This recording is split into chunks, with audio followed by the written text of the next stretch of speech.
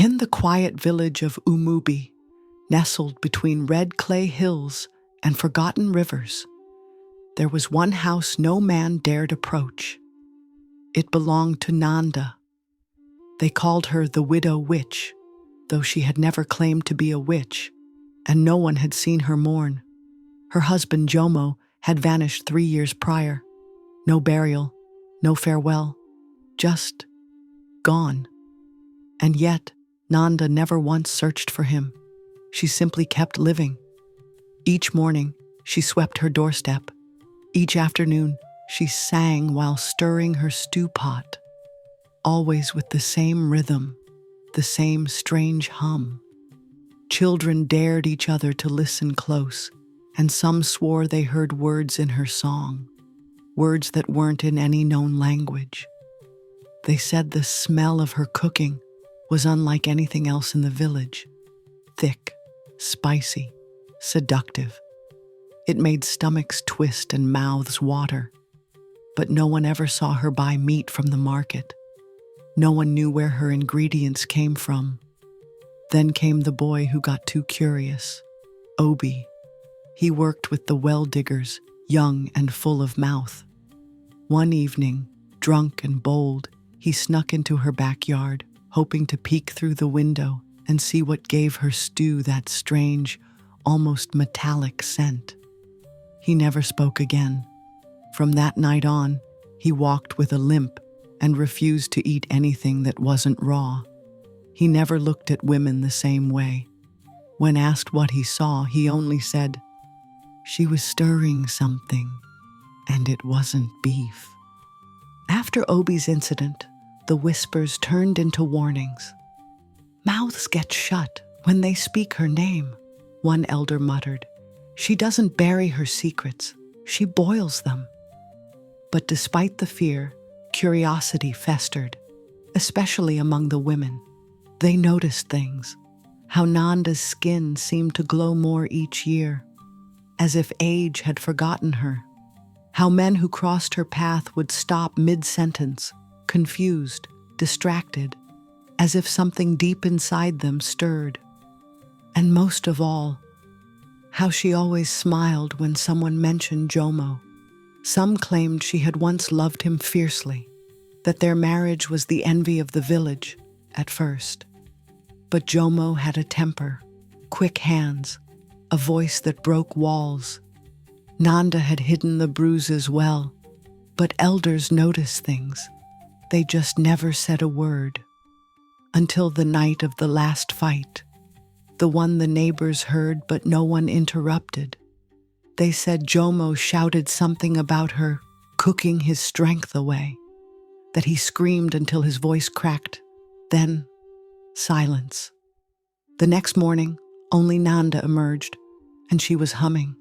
She made soup that day, a pot bigger than any she'd ever used. The smell drifted across the village, sweet, savory, strange. She offered bowls to everyone, and most accepted. Some claimed it was the best they'd ever tasted. They licked their fingers, praised her hands, asked for the recipe. She never gave it. But when someone asked what kind of meat it was, she paused, smiled faintly, and replied, "Something tender." For a while, the whispers faded. People stopped asking about Jomo. No one dared question the origin of that unforgettable stew. Life returned to its quiet rhythm. And Nanda? She thrived. Her garden bloomed out of season. Her skin glowed like polished mahogany.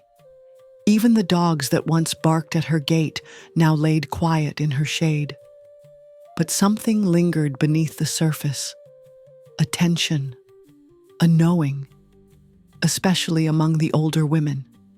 Those who had once walked in Nanda's shoes, bruised and silenced by the men in their lives. They began visiting her more often, bringing baskets of herbs in silence. Some stayed for hours, others stayed overnight. And afterward, they always walked differently, straighter, stronger, One even left her husband without a word the next day.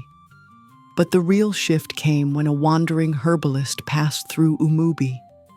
He claimed to recognize Nanda, said he had seen her years ago in another village under a different name, married to another man who had also vanished. He confronted her in the market, and she didn't deny it. She simply smiled and said, "I only cook what I'm served." That night, the herbalist left without collecting payment. His mule was found the next morning tied to Nayanda's fence, and her stew pot was full again. If you're hungry for the truth behind Nayanda's legendary stew, make sure to subscribe and tap the bell. This story's just heating up, and what's in the pot next might shock you more than what's already been served. The stew became legend. People from nearby villages began to arrive, drawn by stories of Nayanda's miracle broth. They came with ailments, broken hearts, failing health, haunted dreams. She welcomed them with quiet eyes and a slow nod, serving ladle after ladle from her endless pot. And every time, they left changed. Some wept, some laughed, some simply vanished into the woods behind her home. But the villagers stopped asking questions. They remembered Jomo. They remembered what happened to Obi. They remembered the taste of that first stew. One night, during a heavy storm, an elder named Yaw broke. He had always doubted the tales, claimed Nanda was just a woman with good seasoning and bad rumors.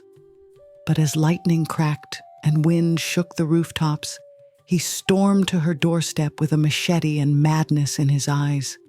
He kicked her door open. She didn't flinch. She stood calmly by her pot, stirring, humming her wordless tune.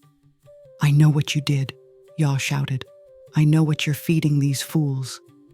Nanda looked up slowly, her eyes calm as still water.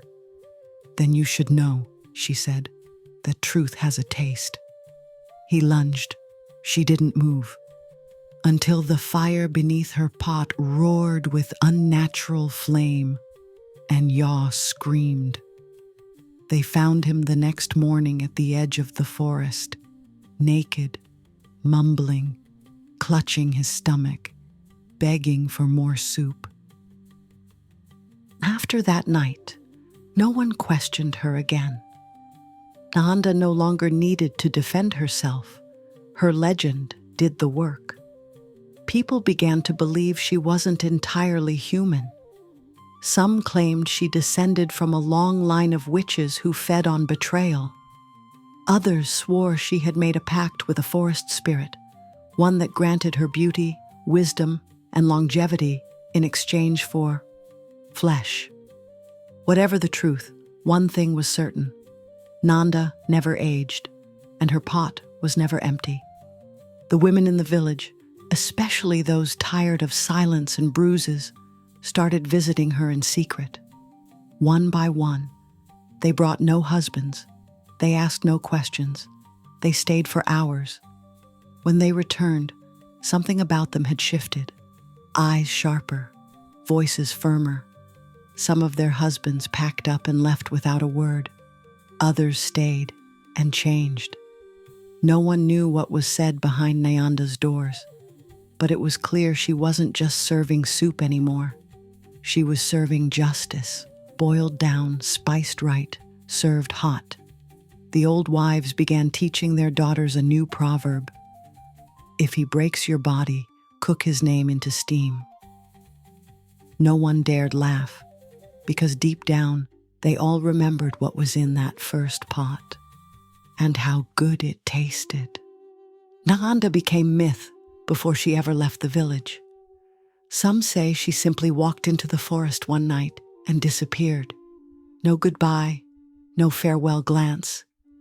Others say she still lives nearby, in a hidden hut, guarded by crows and roots that move when you're not looking. But her house, still standing, empty, silent, and yet Sometimes smoke rises from the chimney, and if you pass too close, you might catch the scent, rich, savory, laced with something almost metallic. No one dares enter, no one dares knock.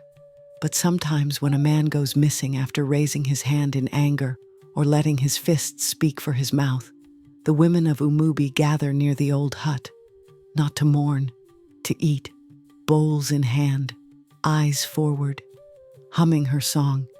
They say Nanda didn't just cook her husband's manhood, she cooked a message into every drop. Hurt me once, and I'll feed the world your shame.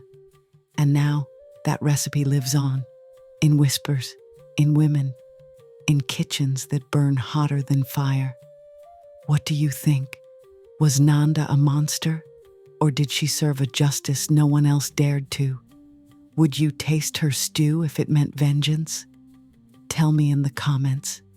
If this tale left a taste you won't forget, the next one will go even deeper.